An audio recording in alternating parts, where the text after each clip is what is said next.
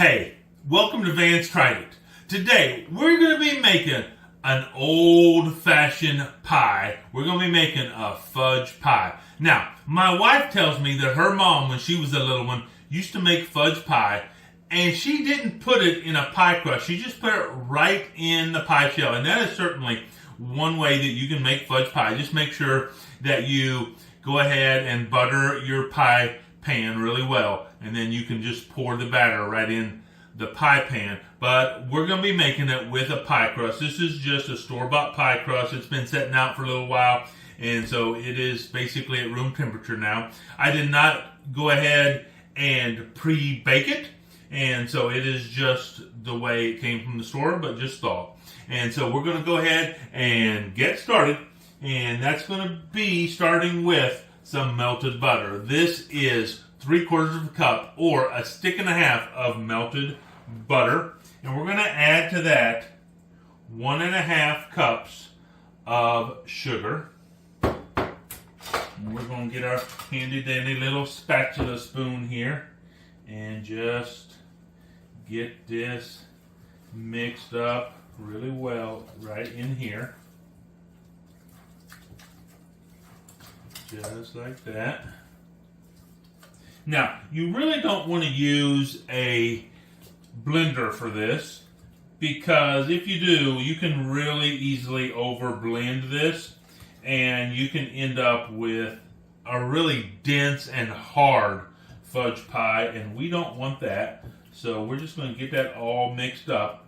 Now, we need to let that set just a little bit, because we're going to be adding eggs to that. And if we don't let this cool off a little bit, we're going to end up with scrambled eggs in our fudge pie, and that's not what we want. So we're going to let that settle up a little bit. While that is cooling off, we're going to take, this is 3/4 of a cup of all-purpose flour, and this is 5 tablespoons of cocoa powder. We're going to put that together. We're going to grab our whisk and just whisk this up a little bit. Just make sure there's no clumps in here.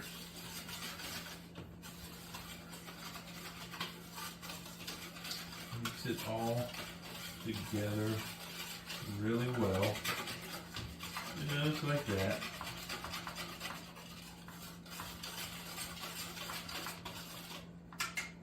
And let's kind of see. We're still a little bit warm on that melted butter, so I'll tell you what, we're going to let that cool off for another couple minutes and before we add the eggs in there. But while that's cooling off, why don't y'all go ahead and go down in the comment section. Let me know, what is your favorite pie? Do you like lemon meringue pie, apple pie, cherry pie? I mean, I really do like a really good pie. Pumpkin pie, obviously, just coming out of the holidays. And I made my first pumpkin pie with my daughter, actually, just for Christmas. And so that was really good. But what is your favorite pie?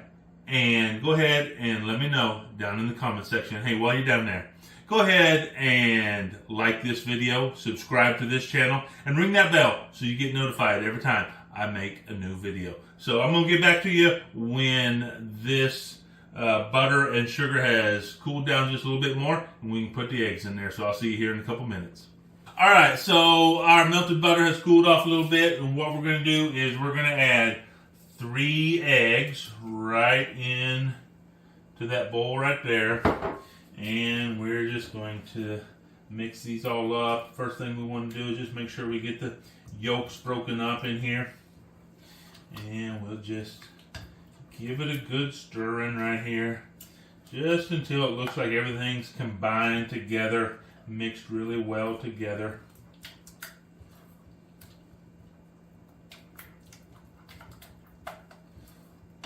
Just like that. Kind of scraping off the edge as we go. And that's pretty well where we want it right there. And so now we're going to add our dry ingredients in here. This is our flour and cocoa. So we're going to just go ahead and get this all mixed up right here. Trying not to throw all the dry ingredients out on the countertop.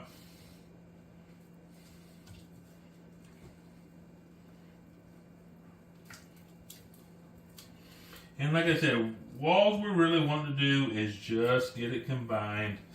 And that's why we're using our spatula spoon. And speaking of this spatula spoon, I'll tell you what I'm going to do. I'm going to go ahead and put a link for my Amazon affiliate. Then you can just pick up some of these spatula spoons because they are so handy. If you don't have any, you should have some. You don't have to buy them from my Amazon link. You can go to Walmart or Target probably and find some. But I'm going to put some high quality ones in there just to make it simple for you if you'd like to get some. Wouldn't hurt my feelings any. So that is mixed up just like that. Now we're just going to take and we're going to put about a teaspoon of vanilla in there.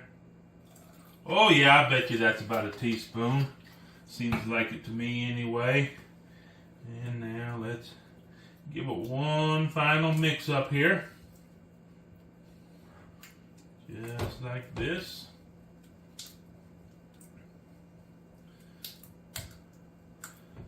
There we go.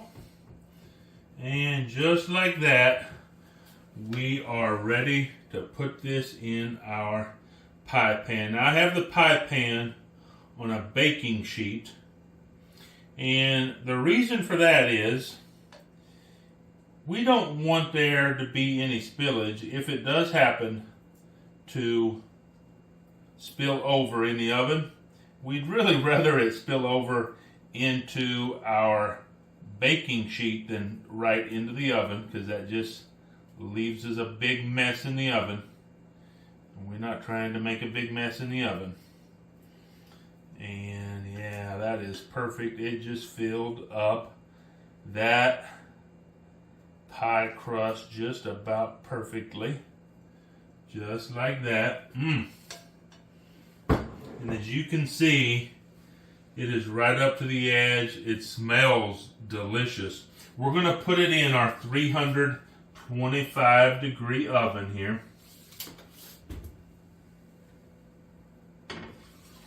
Just right in the middle.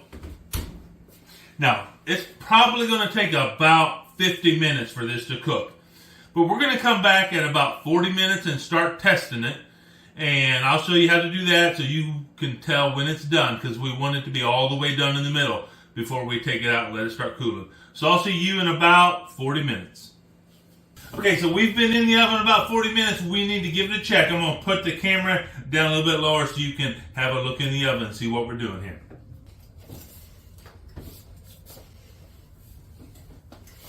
All right, we're going to pull this out a little bit. And it's still pretty jiggly in the middle, which means we can be pretty sure it's not done yet. But when we pull this knife out, you can see it is still very wet. So we're just going to put it back in here. Alright, so it's probably going to take another 10-15 minutes, which is what I thought. Probably about 50 minutes is what I was anticipating. But we always want to check it early just to make sure it's not cooking faster than we think it's going to. So we're going to wait another 10 minutes. I'll get back to you when this is done. We'll see you here in a little bit. Okay, so that took right about an hour to cook, and that's fine. It's going to change. So whenever you're baking something, especially like pastry or something, the baking times can change depending on the weather, the humidity, the barometric pressure. All that stuff plays into how long it's actually going to take to cook. And so I just do want to show you while it cools here. I put it on the cooling rack. I want to show you what the knife looks like now when we put it in there and take it out. As you can see, it is pretty much dry. It doesn't have all that liquid on it anymore. So it is done. We're going to let it cool a little bit, and we're going to cut it, and then we're going to give it a taste. So we'll get back to you in just a few minutes.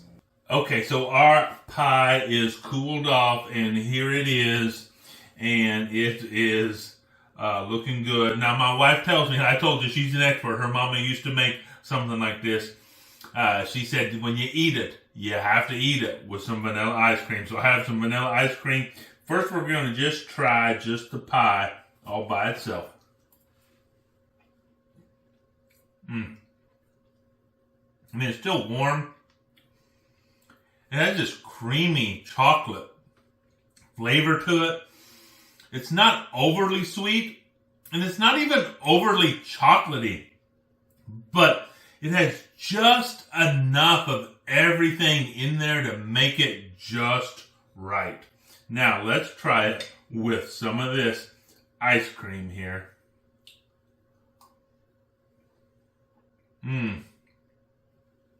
Oh, she is not kidding. This is the way to eat it with some vanilla ice cream. I tell you what, you want a nice, simple, delicious pie to make, something to eat with your ice cream? Hey, this fudge pie is the ticket. I tried it. You should too.